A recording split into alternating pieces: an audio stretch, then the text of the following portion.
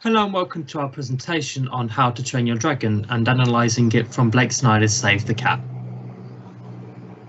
In Blake Snyder's book Save the Cat, the last book on screenwriting that you'll ever need, he demonstrates several elements of story structure, genre, character, structure, beat boards and scene layout, screenwriting laws and drafting and revision. However, we'll be just focusing on 4. And analysing it from How to Train Your Dragon, made by Sanders and Dubois in 2010. The first thing we're going to talk about is the immutable laws of screenwriting. Demonstrated in his 6th chapter of his book, he demonstrates that there are 8 rules that screenwriters should follow while writing and editing their scripts. However, we'll be just focusing on Save the Cat and the Pope in the Pool.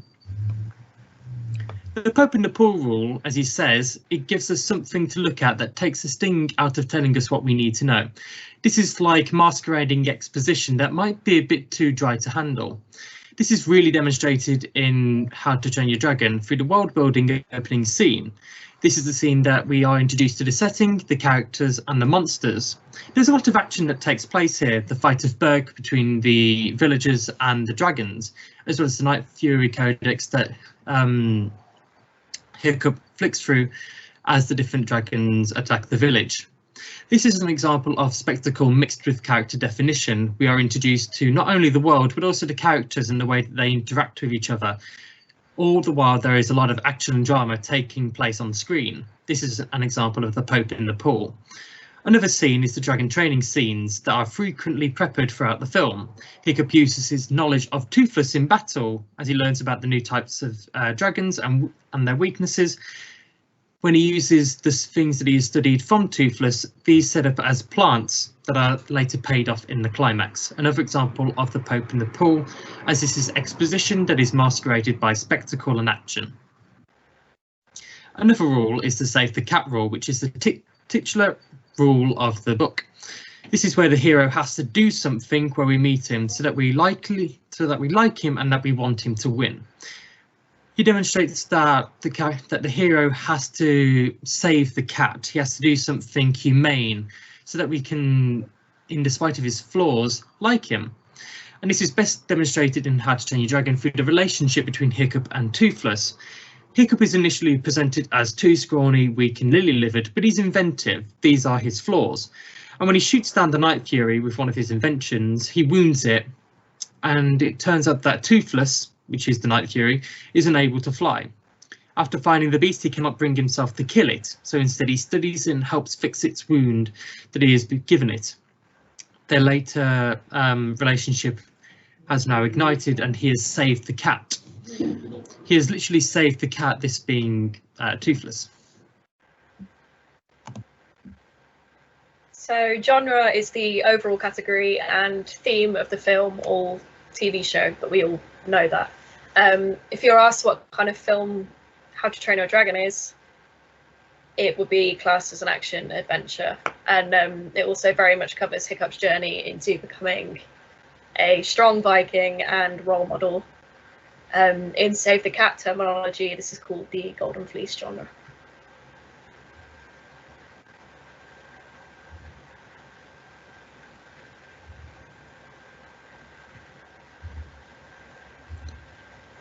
I'm going to talk a little bit about characters in How to Train Your Dragon.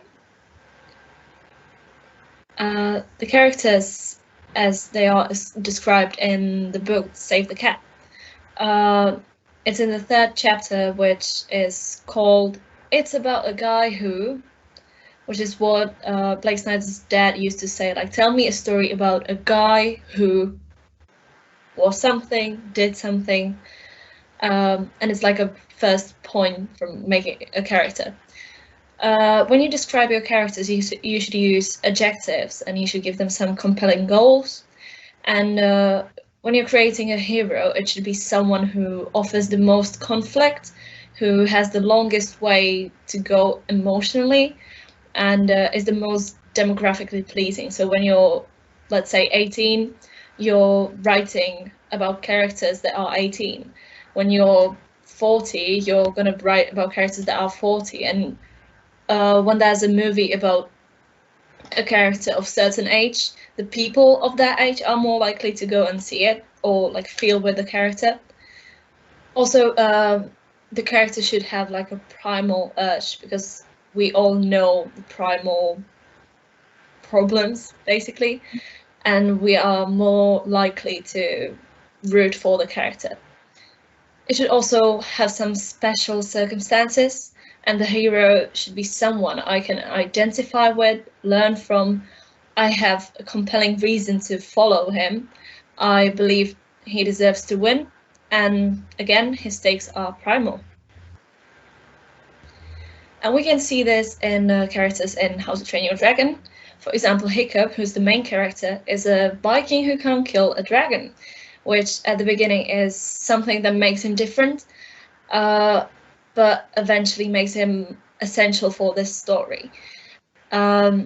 He's of a young age, so it makes children more likely to go and see the movie.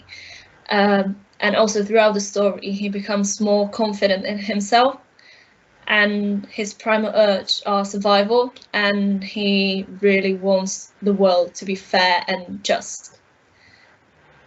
And then we move to Toothless, whose primal urge are survival, and because he's shot by Hiccup, and then he can't fly on his own.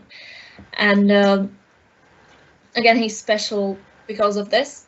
And I'd say he kind of develops Stockholm Syndrome during this interaction with Hiccup. And now we move to Tay. For the story beats and structure, according to director and writer Dean Dubois, Blake Snyder's Save the Cat was used in their writing process to create a dynamic structure with a strong transformation for its hero. Blake Snyder's method requires the story to be broken down into 15 story beats. In How to Train Your Dragon, these beats are as follows. The 15 beats in How to Train Your Dragon. Throughout How to Train Your Dragon, you can clearly see that the story beats outlined in Save the Cat have been utilised. As previously stated, the main method utilised in Blake Snyder's book is to have the protagonist save the cat. In How to Train Your Dragon, this moment occurs in the 4th story beat, the Catalyst. This moment is a good example of how to Train Your Dragon closely follows Blake Snyder's method, as Hiccup saving the cat takes place early on in the story, just as Snyder intended. The 7th story beat, the B story, usually involves a discussion of the theme between the protagonist and their love interest. In How to Train Your Dragon, this actually takes place between Hiccup and Toothless, as Hiccup returns and finds Toothless unable to fly away due to his injury. Hiccup talks to Toothless about his wish to fit in with the other Vikings, but his reluctance to kill dragons, which prevents him from doing so. This leads on to the 8th story beat, the Fun and Games. This original concept for How to Train Your Dragon was for it to be a fun adventure film mainly targeted at a younger audience. Therefore, after the more somber content covered in the previous story beat, this beat follows Hiccup as he attempts to make a new tale for Toothless. This is told mainly through a montage of comedic moments. Finally, the opening image and the final image in How to Train Your Dragon also closely follow Snyder's method of story beats and are both particularly heartwarming. The opening image of the film is the Viking island of Berk coming under attack from a group of dragons intending to steal their sheep. Hiccup, our protagonist, wants to help defend his home, but is told to stay indoors. In contrast, the final image of the film is Hiccup watching as the Vikings and dragons unite to rebuild the village in peace. Hiccup then flies away with his dragon and his friends, now having found his purpose. Thank you for watching our presentation.